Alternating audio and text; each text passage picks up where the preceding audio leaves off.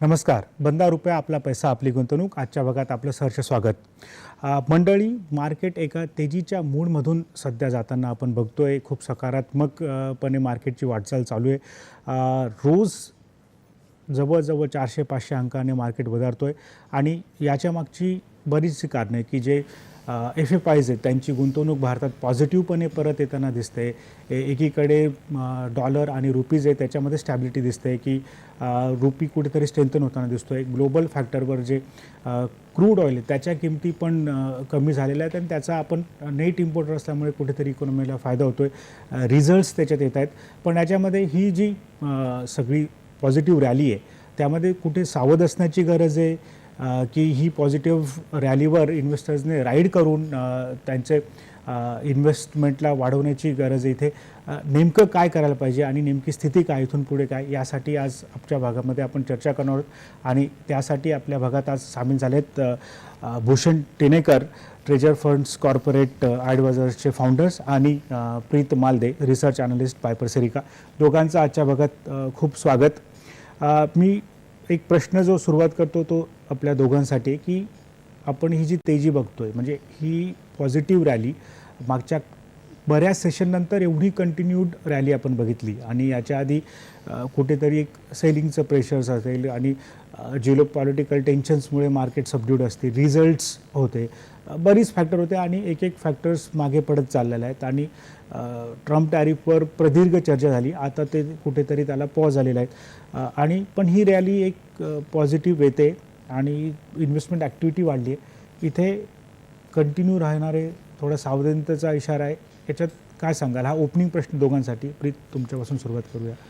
आता आपण बघतोय की रिझल्ट सीझन चालू आहे, कंपनीच्या अर्निंग्स बाहेर येत आहेत आणि ॲटलिस्ट एवढं म्हणू शकतो की गेल्या क्वार्टरपेक्षा हा क्वार्टर ॲटलिस्ट Q4 चांगला राहिला आहे. पण चांगला म्हणजे एक्स्ट्रा ऑर्डिनरीली बेटर रिझल्ट्स आले नाही आहेत. पण आपण ऑल इन ऑल बघायला गेलो तर जे ट्रम्प टॅरिफ्सचा जो कन्फ्युजन होता की किती टॅरिफ्स येतील कोणत्या प्रॉडक्ट्समध्ये, कुठल्या कंट्रीजमध्ये, त्यावर आता क्लॅरिटी आली आहे. FPI फंड्स आता परत फ्लो व्हायला सुरू झाले आहेत. तरी जर आपण बघायला गेलो तर जे डोमेस्टिक इन्व्हेस्टमेंट्स आहेत त्यावर आता ही काही बंधनं आहेत. पण ऑल इन ऑल आता मार्केट एक डिसेंट सपोर्टवर आहे आणि मोरलेस आता बघायला गेलो तर दिस इज नॉट द टाइम की तुम्ही हायजवर सेल करा. जेव्हा पण तुम्हाला डिप्स दिसतील मार्केट्समध्ये, it is definitely a bye.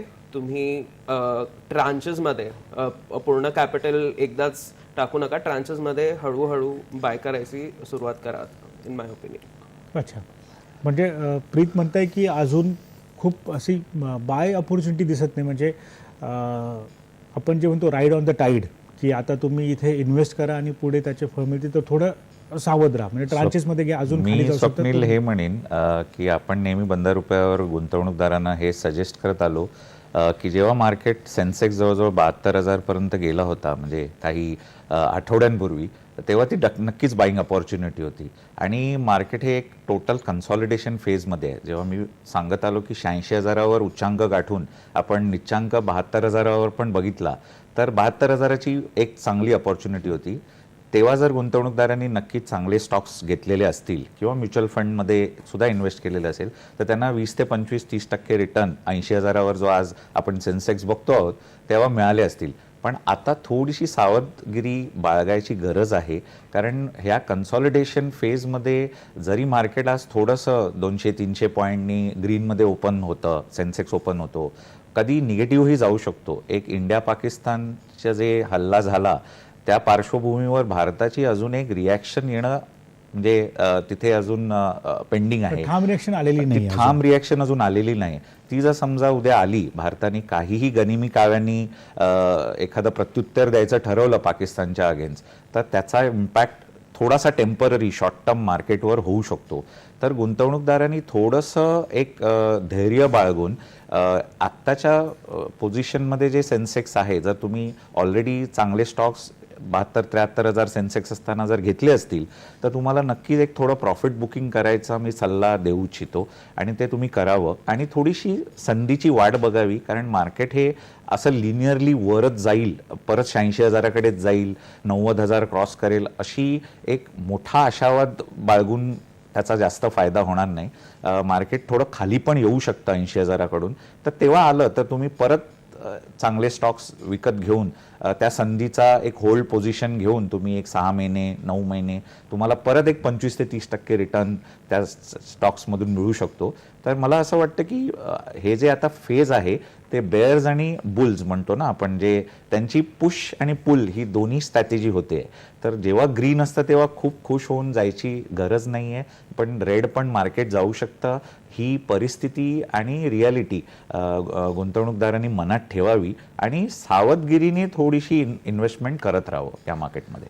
ह्यातला थोडं आपण अजून एक एलॅबोरेशन करूया की एक पॉझिटिव्ह आणि निगेटिव्ह आस्पेक्ट आहे, ते एक पूल आणि पुश जसं तुम्ही म्हणता ते करू शकतात. तर जे पॉझिटिव्ह आस्पेक्ट्स आहेत की जे मार्केटला आता पूल किंवा रोजचा आपण जो उच्चांक आणि तेजी बघतोय त्यावर जरा प्रकाश टाकूयात की त्यात ते काय की ज्याच्यामुळे की थोडंसं स्टॅबिलिटी दिसते. मी स्वप्नील असं म्हणेन की जो बुल फॅक्टर आहे म्हणजे पॉझिटिव्ह फॅक्टर आहे ते असं आहे की तुमचं ऑइलचे प्राइसेस जे 73 डॉलर पर बॅरल होते त्या 60 पर्यंत आलेले आहेत. ती एक पॉझिटिव्हिटी आहे. प्लस गल्फ कंट्रीजमधून जो ऑइलचा उत्खनन म्हणतो आपण आणि त्याचा जो सप्लाय आहे तो वाढवण्याचा निर्धार आणि घोषणा गल्फ कंट्रीनी केलेली आहे. त्यामुळे ग्लोबल जे सप्लाय आहे ऑइलचा त्याचा काही तुटवडा राहणार नाही. त्यामुळे जेव्हा सप्लाय जास्त आहे, इकॉनॉमिक्स आहे, अर्थशास्त्र आहे, ज्या गोष्टीचा सप्लाय जास्त वाढतो त्याची किंमत पडते, हे अर्थकारण किंवा अर्थ हे आपल्याला माहिती आहे. त्यामुळे ऑइलची किंमत पर डॉलर 60वर आलेली आहे. तो एक पॉझिटिव्ह फॅक्टर आहे. इंडिया जसं तुम्ही ह्याच्यात म्हणाला आपण नेट इम्पोर्टर आहोत ऑइलचे, तर त्याचा आपल्याला बॅलन्स ऑफ पेमेंटमध्ये म्हणजे भारत देशाच्या बॅलन्स शीटमध्ये किंवा बॅलन्स ऑफ पेमेंटमध्ये त्याचा नक्कीच मोठा फायदा होईल. हे एक मोठं पुल चांगलं फॅक्टर आहे. दुसरं असं मला वाटतं की आता येणारे जे Q4चे अर्निंग्ज आहेत, जसं प्रीत म्हणाला की Q3 पेक्षा Q4 इम्प्रूव्ड होतं आणि येणारा मनसूनसुद्धा जे IMDचं भाकीत आहे की यावर्षी येणारा जो मनसून आहे, पावसाळा आहे, तो चांगला राहील. त्यामुळे आपल्या भारत देशाला जो आपला शेतीप्रधान देश आहे आणि आपलं GDPला त्याचं खूप कॉन्ट्रीब्युशन लाभू शकतं. आणि Q4च्या अर्निंगची जी अपेक्षा आहे की ती चांगली होईल Q3 पेक्षा. असे 3 फॅक्टर मला पुल जे पॉझिटिव्ह दिसतात, ज्यांनी मार्केट वर थोडंसं ग्रीनमध्ये आपल्याला नेहमी किंवा काही वेळेला दिसू शकतं. निगेटिव्ह फॅक्टर असं आहे जसं निगेटिव्हला आपण जरा थोडं विश्रांतीनंतर निगेटिव्ह बघूया. पण पूल फॅक्टर आहेत आणि तरी पण सावधानतेचा इशारा आहे. तर निगेटिव्ह फॅक्टर नक्कीच किंवा पुश फॅक्टर जे आहेत ते नक्कीच जाणून घ्यायला पाहिजे. नमस्कार मंडळी, आपण जाणून घेतोय किंवा विश्लेषण करतोय मार्केटमधल्या तेजीचं आणि त्यात जे सकारात्मक गोष्टी आहेत जे मार्केटला नवीन नवीन तेजीकडे नेते त्याचे आपण थोडंसं फॅक्टर्स बघितले. पण इथे सावधगिरी काय असतो ते त्याच्याकडे येणार आहे. जेव्हा आपण पॉझिटिव्ह फॅक्टर्स बघत होतो त्यामध्ये आपण सेक्टरचे किंवा क्वार्टरचे जे रिझल्ट्स येतात कंपन्यांचे ते एक्सपेक्टेशनपेक्षा थोडे चांगले येत आहेत. हे एक प्रामुख्याने कारण बघितलं. त्यामध्ये आपण जाणून घ्या सेक्टर वाईज की कसे रिझल्ट्स येत आहेत. तर प्रीत, बँक्स तुम्ही कव्हर करता, बँक्स आणि स्मॉल बँक्स, तर त्याचं आत्तापर्यंत जे रिझल्ट्स आले त्यातून काय त्याचे की टेकअवेज काय आहेत? स्मॉल फायनान्स बँक्स साठी आत्ता तर टफ टाइम्स सुरू आहेत. कारण कोविड नंतरचा जो क्रेडिट बूम आला होता तेव्हा small finance banks mostly unsecured लेंडिंगवर रिलाय केले होते त्यांनी. आणि आफ्टर कोविड जेव्हा लोकांची अर्निंग्स इन्कम वगैरे रिझ्यूम झाली तेव्हा लोकांनी कन्झम्पशनला जास्त प्रायोरिटाईज केलं rather than repaying the loans. म्हणून डिफॉल्ट्स वगैरे वाढले होते. पण त्यावेळी ॲटलिस्ट लोन रिस्ट्रक्चरिंगमुळे आणि for so many other reasons FY24मध्ये ते डिफॉल्ट्स दिसत नव्हते. पण आत्ता ते डिफॉल्ट्स दिसायला सुरू झालेत. जे ग्रॉस NPAचा जो नंबर आहे, नेट इंटरेस्ट मार्जिनचा जो नंबर आहे आणि जे की पॅरामीटर्स असतात एका बँकसाठी, हेल्थ मेजर करण्याचा, त्यामध्ये आत्ता तरी आपण एक रेड फ्लॅग बघतोय. पण this has been the case for at least the last 2 quarters, आणि आपण अजूनही बघतोय की at least for the next 2 quarters जे अनसिक्युअर्ड लेंडिंगमध्ये ज्या बँक्सचा जास्त एक्सपोजर होता त्या बँकसाठी प्रॉब्लेम्स अजूनही आहेत. म्हणून मोस्ट स्मॉल फायनान्स बँक्स आता सिक्युअर्ड लेंडिंगकडे वळत आहेत, आणि RBIनी पण आता गार्डरेल्स इंट्रोड्यूस केले आहेत की तुम्हाला ह्या रेग्युलेशन्स ह्या कम्प्लायन्समध्येच फंक्शन करायचं आहे आता, कारण लिक्विडिटीमध्ये एक प्रॉब्लेम आली, आता लिक्विडिटी कमी होत चालली आहे आणि त्यामुळे रेट कट्स आले आहेत आणि an number of other things. पण mostly for small finance banks आता नेक्स्ट 2 क्वार्टर्स वाईट राहतील. पण this is also a good time की तुम्ही एक बँक आपण जर ॲनालाइज करायला गेलो तर मेनली आपण मॅनेजमेंट क्वालिटी बघतो. This is a very good time to assess management qualities small finance बँकसाठी, कारण आता व्हॅल्युएशन्स खूपच कमी झाले आहेत फॉर स्मॉल फायनान्स बँक्स आणि many other private banks as well. So तुम्ही जर आता प्रॉपरली रिसर्च केली आणि मॅनेजमेंट्स वगैरे तुम्ही जर समजल्यात की कुठली मॅनेजमेंट क्वालिटी चांगली आहे, तर तुम्ही म्हणजे तिकडे गुंतवणुकीच्या संधी असतील जिथे Exactly. तुमच्या ज्या बँकिंगमध्ये ज्याची मॅनेजमेंट जी सावध आहे आणि सर्वकष आहेत तिथे तुमच्याकडे गुंतवणुकीच्या संधी नक्कीच आहेत असं तुम्हाला एकंदरीत सांगायचं स्मॉल बँक्समध्ये. भूषणजी, आपण आता चर्चा करत होतो की मार्केट जे वरती चाललं आहे त्याच्यामध्ये बरेचसे सकारात्मक गोष्टी, पण आपण जे म्हणतो की सावध आशावाद हा ह्यावेळी उचित आहे मार्केटसाठी.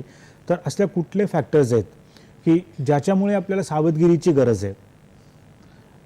मी सांगू इच्छितो की आपण एक आत्ता मागच्या प्रश्नाचं उत्तर देताना मी म्हटलं की जे भारत पाकिस्तानमध्ये जे आपलं प्रत्युत्तर भारताचं ठोसपणे जे यायचं बाकी आहे ते जर समजा आलं गव्हर्नमेंटकडून तर एक तंग वातावरण होऊ शकतं.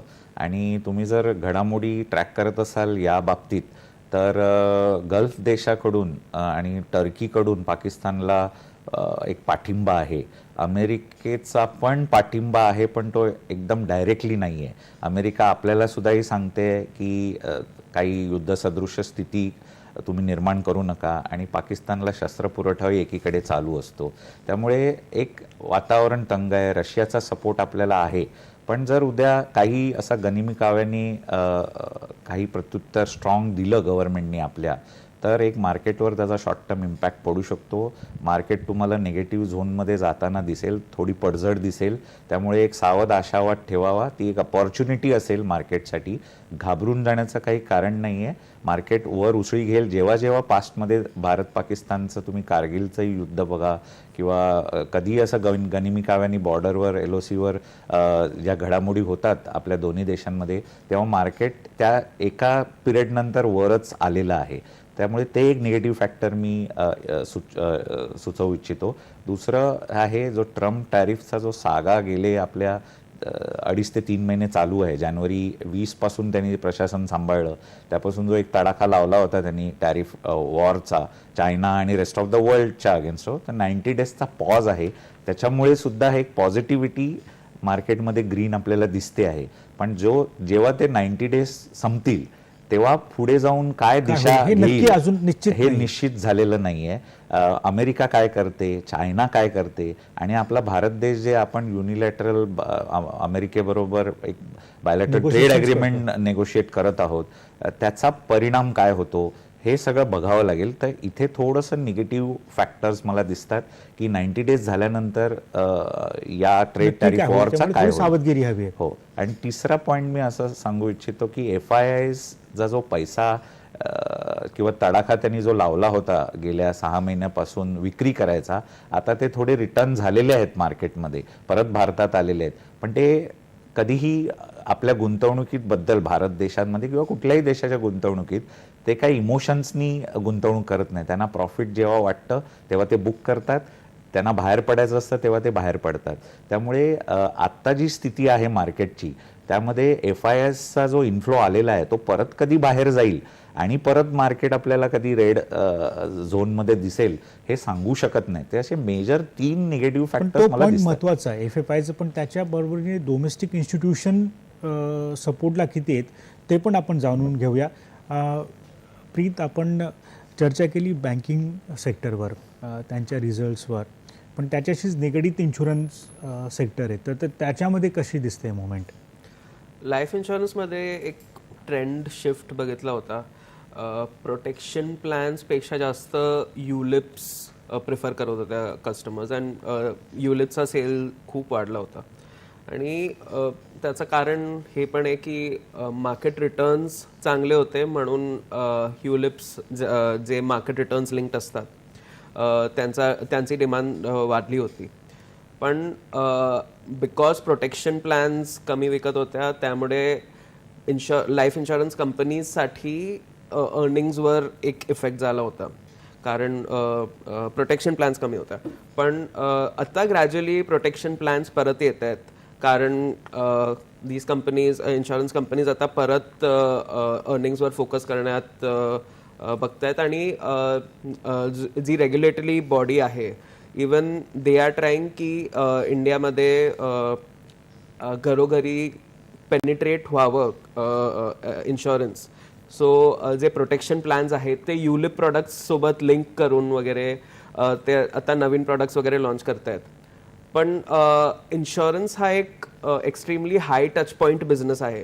तर LIC वगैरे अशा कंपनीज, ज्या गव्हर्नमेंट कंपनीज आहेत, त्यांच्याकडे तर ऑलरेडी एक मोठा नेटवर्क आहे आणि त्यांचा ग्रोथ पोटेन्शियल, जे गव्हर्नमेंट कंपनीज आहेत ते आता एक सीलिंग टच करतोय. पण जे प्रायव्हेट कंपनीज आहेत त्यांच्यासाठी अजूनही ग्रोथ ऑपॉर्च्युनिटी खूप मोठी आहे. हे झालं लाईफ इन्शुरन्ससाठी. पण जर आपण बघायला गेलो हेल्थ इन्शुरन्समध्ये सुद्धा, हेल्थ इन्शुरन्समध्ये एक 2 प्रकार असतात, एक ग्रुप हेल्थ इन्शुरन्स आणि इंडिव्हिज्युअल हेल्थ इन्शुरन्स. तर ग्रुप हेल्थ इन्शुरन्समध्ये अजूनही काही प्रॉब्लेम्स आहेत. ग्रुप हेल्थ इन्शुरन्समध्ये डिमांड पिकअप होत नाही आहे आणि त्यावर कंपनीज फोकस पण करत नाही आहे. Companies are focusing more on individual health insurance. आणि एक इंटरेस्टिंग फॅक्ट बघायला गेलो तर काही स्पेसिफिक रिजन्समध्ये क्लेम्सचा रेट वाढला होता. लाईक रेस्पिरेटरी इलनेसेस झाल्या होत्या इन प्लेसेस लाईक दिल्ली, जिथे एअर पोल्युशनची प्रॉब्लेम खूप जास्त आहे. तर तिथे आता अशा कंपनीज प्लॅन करतायत की अशा रिजन्समध्ये जिथे एअर पोल्युशन वगैरे जास्त आहे तिथे 20 to 25% प्रीमियम रेट्स वाढावी. तर ही एक प्रॉब्लेम आहे हेल्थ इन्शुरन्समध्ये की क्लेम रेट्स वाढल्या होत्या आणि ग्रोथ रेट कमी झाली होती इन हेल्थ इन्शुरन्स एज वेल. आणि मोटर इन्शुरन्समध्ये तर प्रॉब्लेम आहेच. पॅसेंजर व्हेकल्स आणि 2 व्हीलर्स वगैरे त्यामध्ये आता डिमांड कमी झाली आहे. सिंगल डिजिट गायडन्स देत आहेत for growth in the next year. Commercial व्हेकलचा बेस खूप लो होता म्हणून कमर्शियल व्हेकल्समध्ये आपण बघू शकतो की एक डिसेंट ग्रोथ दिसेल आपल्याला. पण all in all insurance sector सुद्धा आता एक बॉटमला आहे. एक टफ टाइम्समधून जात आहे आता. पण इन्शुरन्स सेक्टर सुद्धा मॅनेजमेंट ड्रिव्हन आहे लाईक बँकिंग सेक्टर. तर त्यामध्ये सुद्धा तुम्ही स्पेसिफिक कंपनीज आहे तिकडे पण संधी आहे, कारण थोडेसे व्हॅल्युएशन कन्सर्न्स आता कमी झालेले, त्यांच्या सबड्यूड परफॉर्मन्समुळे एक रॉक बॉटम तिकडे. तर ह्या दोघं सेक्टरकडे थोडंसं चिकित्सा करून तिथे एक नक्कीच गुंतवणुकीच्या संधी आहेत थोडक्यात. सर, आता वेळ कमी जात आता एक शेवटचा प्रश्न, जे आपण FFIs बद्दल बोलत होतो की ते इमोशनल इन्व्हेस्टर्स नाही आहेत. जो ट्रेंड आला आहे, म्हणजे हेवी सेलिंग झाल्यानंतर मागच्या काही 12-13 सेशनमध्ये जे पॉझिटिव्ह कॅश बाईंग होते ते कुठेतरी मार्केटला सपोर्ट करते का? तर त्या ट्रेंडबद्दल अजून काय, की म्हणजे त्यांचं आपल्या देशाकडे पाहण्याचा कल कसा राहील? आणि ते एक प्रामुख्याने कारण जिथे मार्केट अप जाते आणि ते कुठेतरी ते जर बाहेर गेले तर परत आपण एका वेगळ्या लेवलला बघू शकतो का? जातात त्या 2 लाईन? नक्की शॉर्ट आन्सर मी देऊ इच्छितो. FISचा सहभाग आपल्या मार्केटमध्ये अजूनही खूप मोठा आहे. DISनी नेहमी बॅलन्स केलेलं आहे. जेवढं FISनी विक्रीचा तडाखा लावला होता तेवढाच बायचा तडाखा DISनी करून एक बॅलन्स केलं होतं मार्केट, पण FIIsना आपण नजरअंदाज करू शकत नाहीत. ते परत आलेले आहेत. ते इमोशनल इन्व्हेस्टर्स कधीच नसतात आणि इन्व्हेस्टमेंट कधीही इमोशन्सवर करू नये. आपण सुद्धा रिटेल किंवा इंडिव्हिज्युअल गुंतवणूकदारांनी आपली जी गुंतवणूक असेल त्याच्यामध्ये जास्त भावना गुंतवू नये. तुम्हाला जर तुमचं ध्येय गाठलं तुम्ही प्रॉफिटचं, तर नक्कीच तुम्ही त्याचा फायदा उचलून प्रॉफिट बुक करून पुढे जायचं असतं. तसेच FII करतात. त्यामुळे FII जेव्हा परत आलेले आहेत त्याचा नक्कीच फायदा मार्केटला झाला आहे. 72, 73, 74 हजारवरून सेन्सेक्स आज 80वर दिसतोय. पण त्यांची स्ट्रॅटेजी कधी चेंज होऊ शकते हा एक निगेटिव्ह फॅक्टर मी मागच्या प्रश्नात बोललो होतो आणि तो मला दिसतो की आत्ता त्यांची टेम्पररी इकडे गुंतवणूक आहे, पण ती कधी भारताबाहेर परत जाईल हे आपल्याला सांगता येणार नाही. त्यामुळे आपण एक सावध आशावाद ठेवूनच मार्केटमध्ये इन्व्हेस्टमेंट करावी. नक्कीच. म्हणजे FFIचा जो इन्फ्लोज येतोय त्याच्यावर अगदी भारून जायला नको आणि सावधगिरीचा सल्ला तुम्ही देताय. असेच रोजच्या घटनांचं मार्केटसाठी विश्लेषण करण्यासाठी पुन्हा भेटूया पुढल्या भागात. तोपर्यंत नमस्कार.